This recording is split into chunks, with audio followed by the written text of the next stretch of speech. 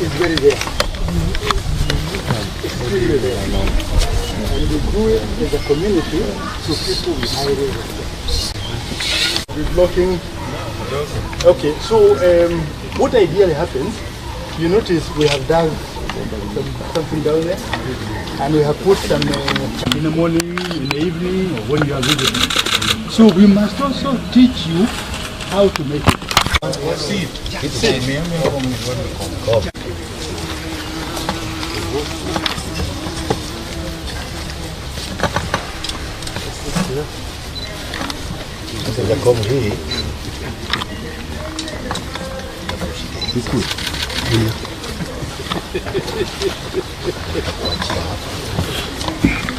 Kumaliza hii, tutakuachia nyungu, tutakuachia zote hizi. Nyungu utaambiwa na mzee. Hata kama si hapana iko, narudi tu hapo. Nakisha kamoto, naweka nyungu. Sasa mimi nataka kufanya kwanza.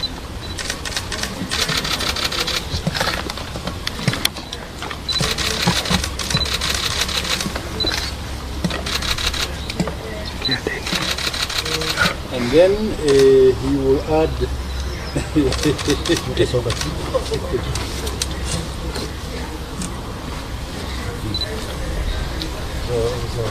sasa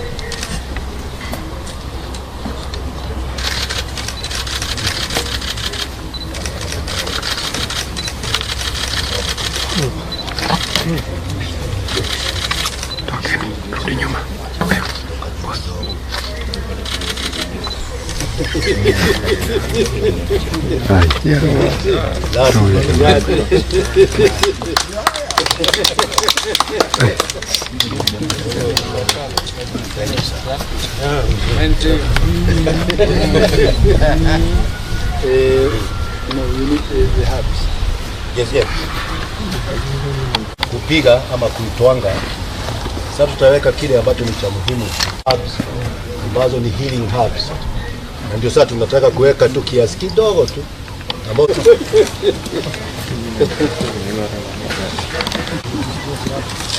Another final round, sir. So if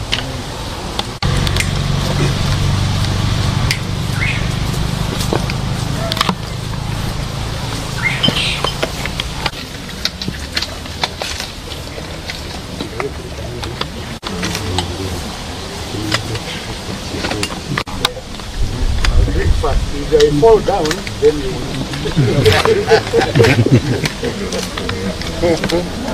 what?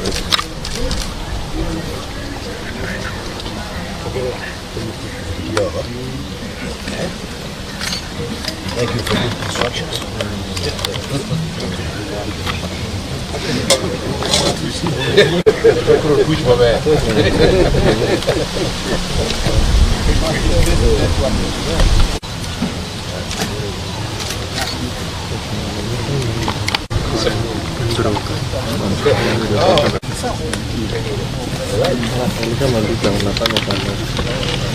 Now I've seen, I have tasted, now you taste.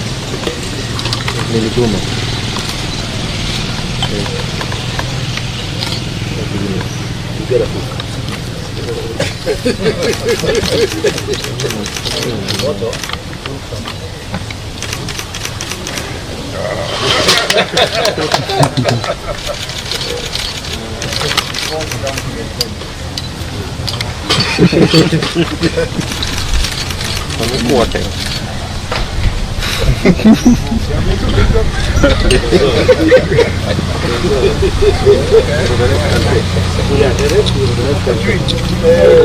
Daktari mwenye supa amekubali mkuu. Kwa hivyo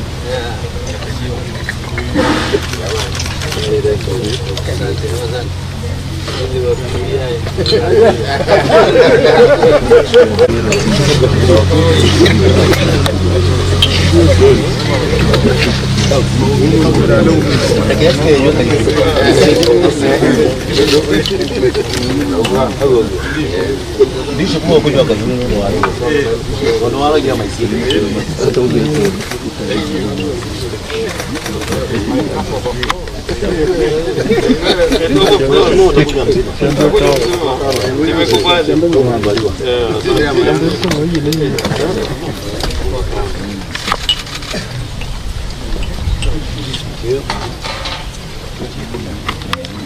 Nego, nywa kai huru. Hata wewe gavana utakuja mzima.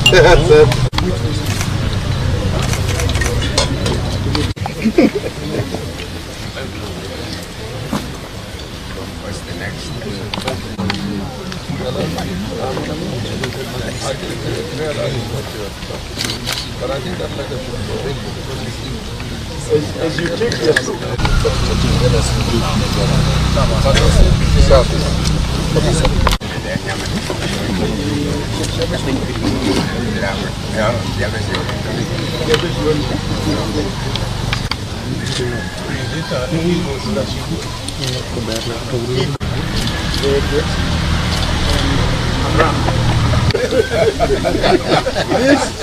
This daktari is a very important with the circumcised hippo.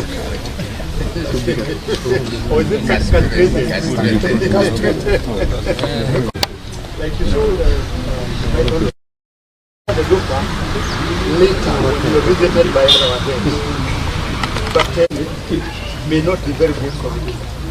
So we also have the doctor that is specifically not eaten by men. Men will not eat it. That when you leave for and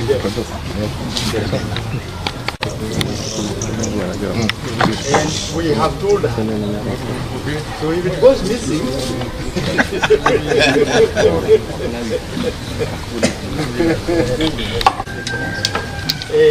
you will be in trouble. And remember, we shall have gone back to Morocco. The head has already been there. From there, like your brother visits you, and tomorrow you would say you can break the head together. Yeah. Remember, this is an Kikuyu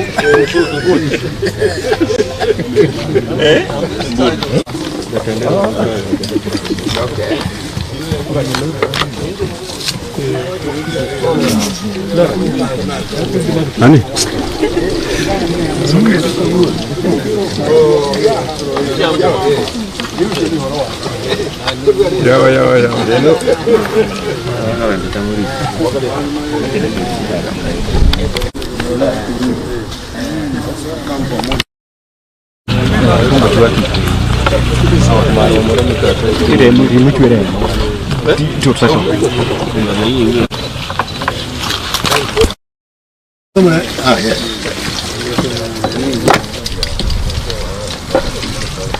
Ya.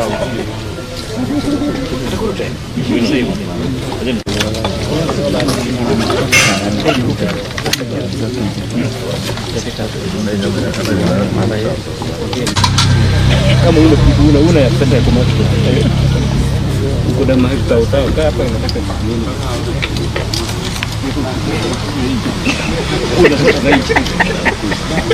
Kuna kitu na mapiga hichi.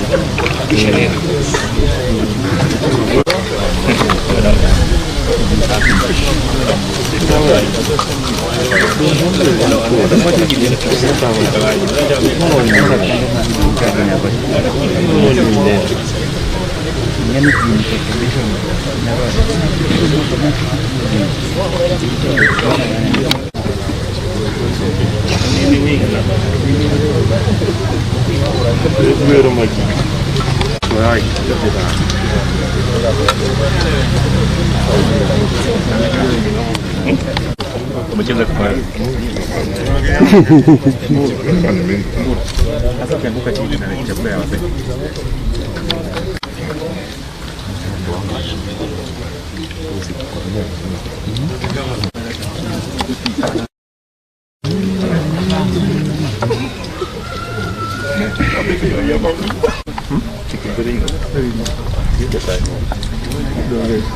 Supply.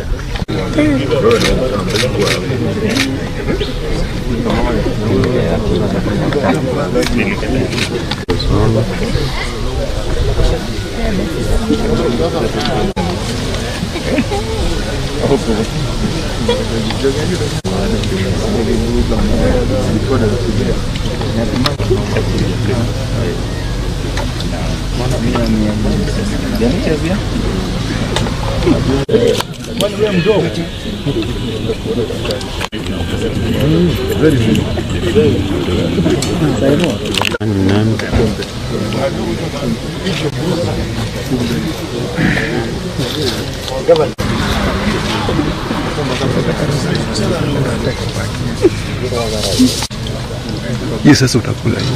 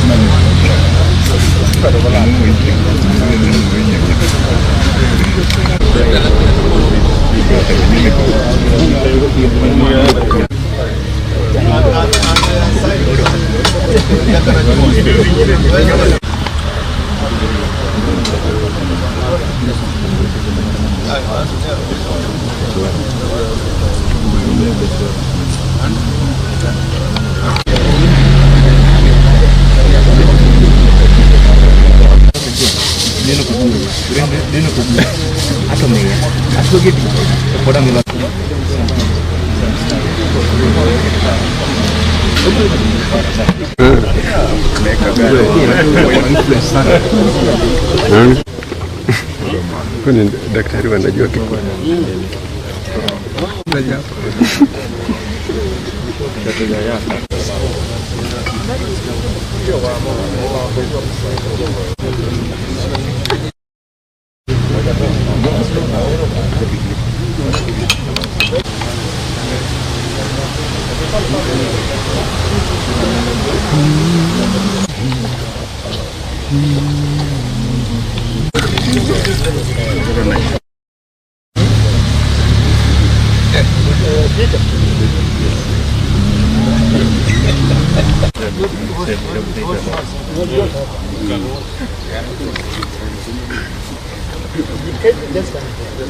Oh, you want to put your hand? Normally we don't work. The members of the fourth estate, if you are ready, we want to do a small gig. They will lead you with the hands so that and the soup will be warmed separately, and when you are ready to take,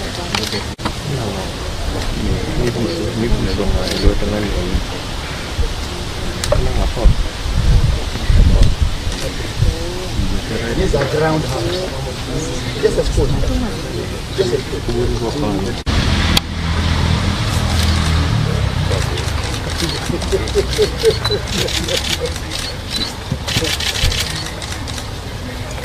Yeah. Yeah. Huh? This is, she can actually stand here. This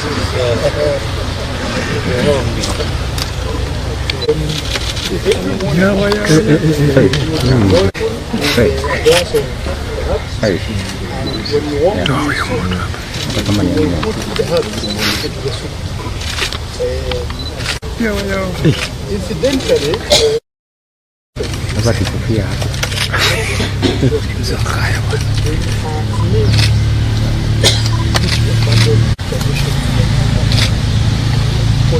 you're going through in your body,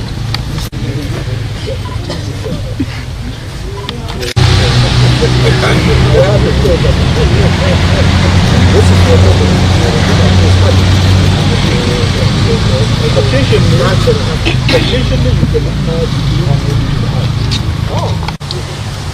Yes.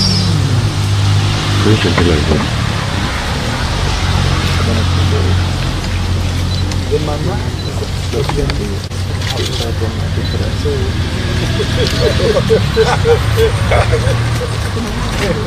yes, you walk it.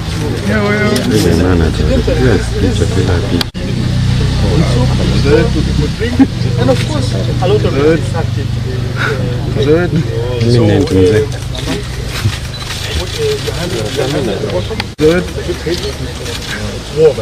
So that would be good for you.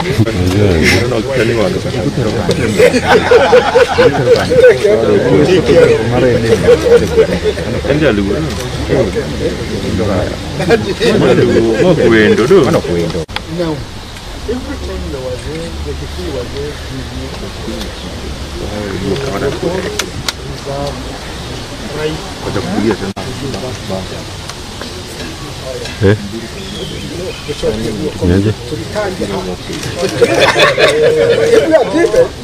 Nini? like when people come to visit you, when they go, that's what they do. Returning the hand. Uliona? Now there are two things. Nipa. Right on the there are two items. Yako. Hujui?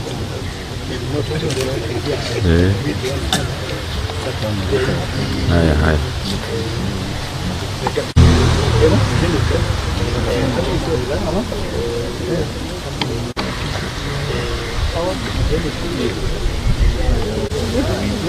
You can take a seat. Tunaendelea tu kwa viti.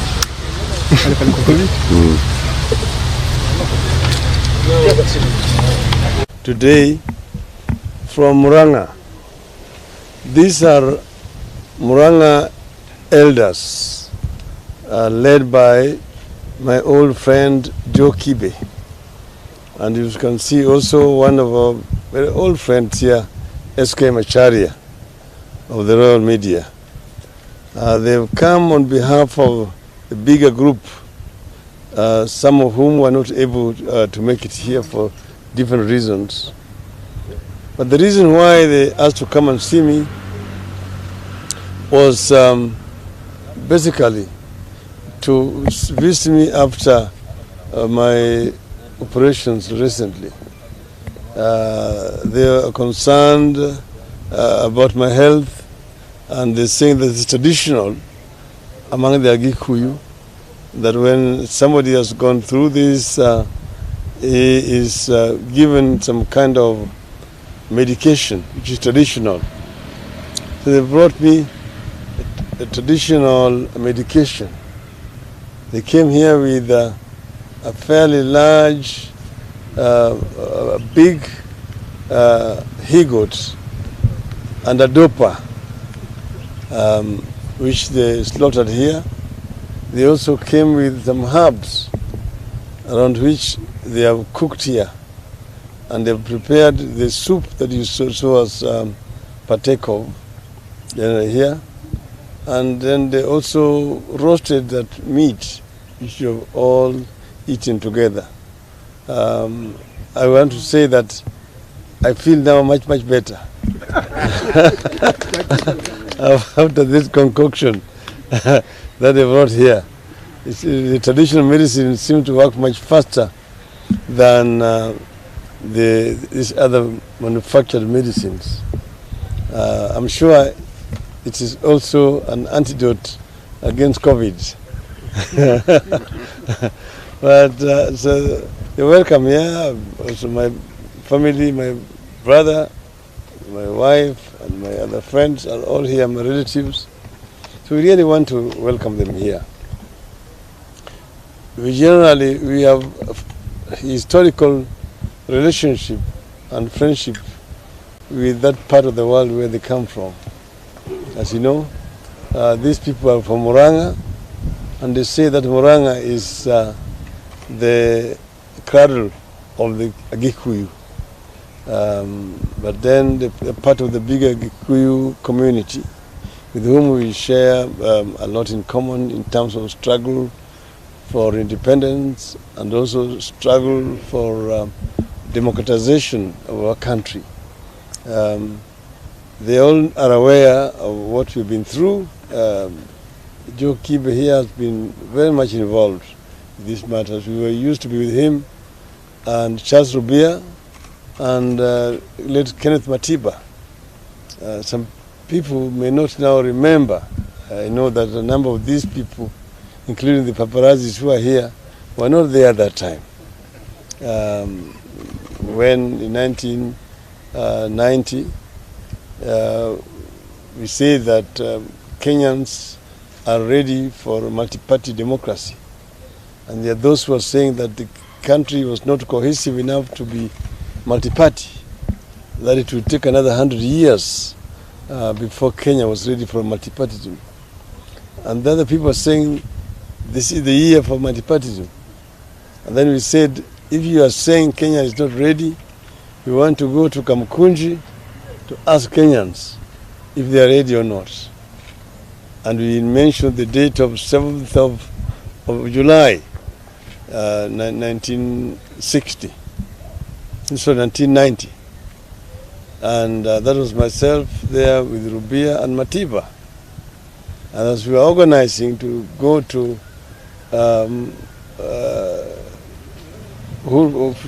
Kamkunji, we were all arrested together with our lawyers, John Hamenwa, Toby Manyara, Paul Mwite.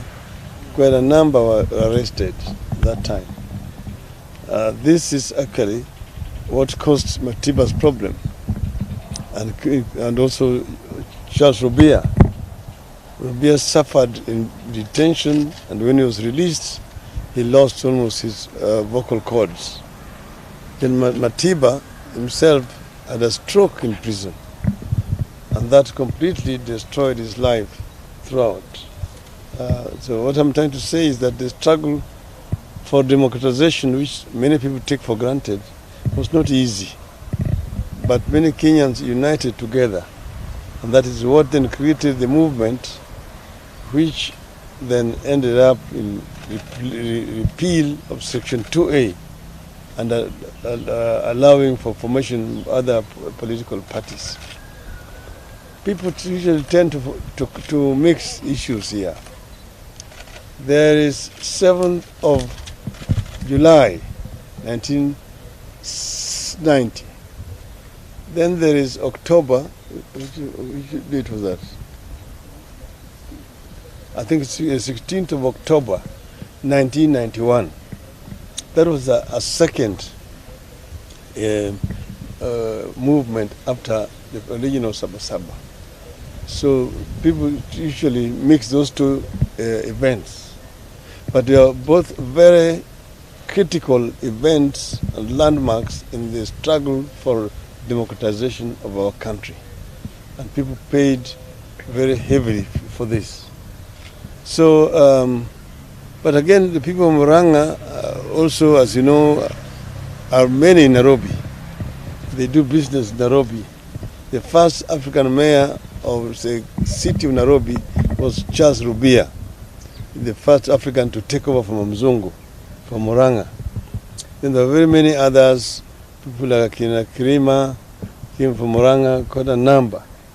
And they have a lot of friends from Murang'a in Nairobi generally. And I like Murang'a. Recently we were in Nyandarua. Yesterday my other colleagues were in Nyeri. The other time we welcomed the Council of Elders here at Kajaramogi, and again we are going to be going there to meet with the people. This is basically trying to create some kind of understanding and interaction between people of different parts of our country. We have done this also with people from Western province, and also people from Turkana, people from West Pokot, people from Kisii, and so on and so forth. This is really what BBI is all about, trying to create understanding among our people. It's not enough to say we have reconciled without bringing the people together. Two people can just go there and shake hands, but that does not unite the people. You have to facilitate integration, connections, and communication between the different parts of our country as we move forward. So as we get now into the BBI year, we are going to be doing more and more this going forward.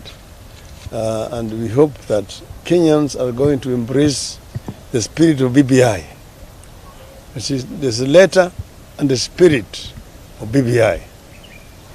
The spirit is unity, bringing the people together, unity in our diversity as a people, to create one people, one nation. That is when we can be able to realize the aspirations and the dreams of our forefathers. They are welcome, as I've said, and maybe I want to invite one of them. Maybe. Well, I am Joseph Kibe. They call me Joe. I am a former civil servant. I worked for Kenya government from 1962 to 1979. Currently, I do my own private development and things like that. What brings us here is to be representatives of a group in Murang'a called Council of Eminent Persons of Murang'a. People got together. We are now how many? We are 10. 2 of us have passed away. And the reason why we formed that council is to have the opportunity of speaking to all leaders in Murang'a on all matters. We are not politicians, and one of our qualifications is that you are not in competing for elective politics, because then you take sides. So we do not take sides. Whoever has got good ideas, we agree with him and we support. But if somebody doesn't have a good idea and we think we should advise, I'm only saying advise because we cannot enforce it. Our rules and regulations are not law. So we persuade you after consultation, consultative meetings, dialogue, and we tell you the way you are going is not good for Kenya. It's not good for Murang'a, it's not good for Kenya. And why we say that is because we know this country very well. We know Kenya. And when somebody is bringing in his mode of politics, which is not good, it is good we advise against it. Because this country, if you consider that the younger people are already more than 60% of the 47 million Kenyans, so you know that those young people should be given good idea and good leadership, so that when they take over the country, because it is their country after all, those of us who are old are very few, they know how to lead it properly in all aspects, whether it is the management of the country, whether it is the governance in corporations or in private activities, whether it is, we call like border, or whether it is taxi, or whether it is buses, all these, there is order of doing things. And this is the kind of order in all sectors that we advocate. And the reason why we are here, of course, is because our friend here, Raila, the owner of this home, is a good friend of ours for many, many, many years. So was his father. We knew one another, we worked together. As I said, they started working in 1962. He was the vice president of Kenya, and he was also the minister for home affairs. So, and he knew the country also very well. And we can never forget that he is the one person who refused power because he had decided with the other leaders, or most of the other leaders then, that as long as Mzee Kenyatta was in jail, in prison, in detention, he would not take part in that kind of government. If it was somebody else, and we know many people who would have liked it, they would have just taken it. But him, that we never forgot. So when he was vice president, we are very proud of him. Eventually things broke down one form or another, because in politics there are so many methods of spoiling even good ideas. And you see, the worst, which we shall always remember, is the opening, the inauguration of that hospital in Kisumu, where there was violence and there was shooting and all that. All of us then actually felt that it is not good. Now, the handshake that there was then between Mzee Jomo Kenyatta and Jaramogi Oginga Odinga was broken, okay? And it has taken so long before now there is another handshake between Uhuru Kenyatta and Raila Odinga here. And we Kenyans who understand this country very well, we are very happy that that is taking place. Because we shouldn't care where you come from, as long as you are a Kenyan citizen. If you have got good ideas and you can lead us properly and all that, that's what we are interested in. The rest of it is to emphasize that it depends on your own hands. You will do what you are good at, like you are doing now, and other people are doing other things. But you want to do it in an atmosphere of peace in the country. Peaceful country. After all, what is the country for? It is for the good of the people.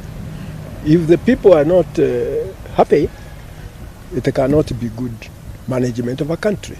So, in short, we came here to tell him that we are very happy that his health has improved since he had that problem, and we now look forward to the time where he is going to be very active and play his real role in the management of the nation. And I must say, after all, what else has he ever done in life other than thinking about this country and doing what he can, doing his best for what the contribution he could make. So we are happy to see his health is good, and we came here specifically to say we are very happy that his health is now very good, and we look forward to the time when he is able to do much more for the management of this nation, which he can. And of course, he also came here to emphasize to Mama that his health is very important to us as Kenyans. So any part you play, we are very grateful to you. And that's why we came here specifically to say that we look forward to working with him in whichever capacity. Okay? And we Murang'a people, as he said, we know Nairobi very well, we know Kenya, and we are everywhere. You see, that's one of our problems, because the Kikuyus are all over the country. And why not? The country belongs to all of us, wherever you go. When I'm here, I don't feel that I'm in rural, so it is important or not important. It is part of Kenya. And I'm entitled to be there when I want, if I want.